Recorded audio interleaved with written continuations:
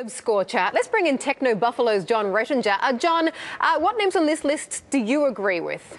Well, it is a tough time to be a tech CEO nowadays. The two companies that really come to mind when you think of embattled CEOs is certainly RIM, Research in Motions. They're dual CEOs of Jim Balsley and Mike Lazardis, and certainly HP has been all over the news recently with bungle after bungle. Leo Apotheker clearly deserves a spot on that list, if not the top spot on that list. Okay. You think so, John? Again, I'm going to stick up for Leo a bit, I guess. Leo, whatever his name is.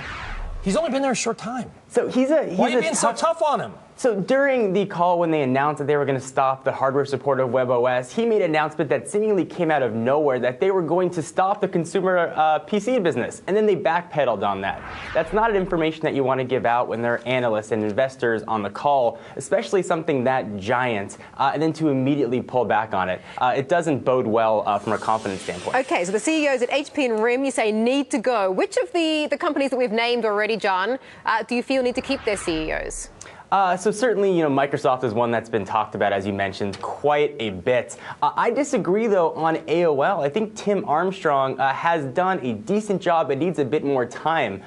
He's transitioned AOL from being the company that just sent you all those discs a few years back. You think Patch is going to actually make money? I think it's got a lot of potential, but the transition from AOL to the online provider to a media company has been gradual. I think that their investments, while some of them have not necessarily been the most prudent, I think down the long term, I think Armstrong's done a very nice job. But if he doesn't diversify the company's offerings, he needs to go. Is that right? That's a point that I think investors would agree with. Diversification, certainly they need to do. But I think for Mr. Armstrong, time is going to tell.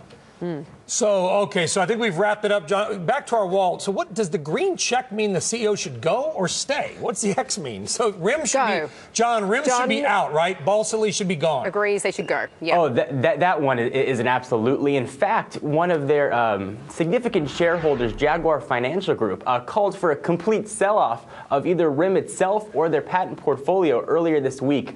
They have rested on their laurels. They are the archetypal example of a company that just said, hey, we have a good reputation.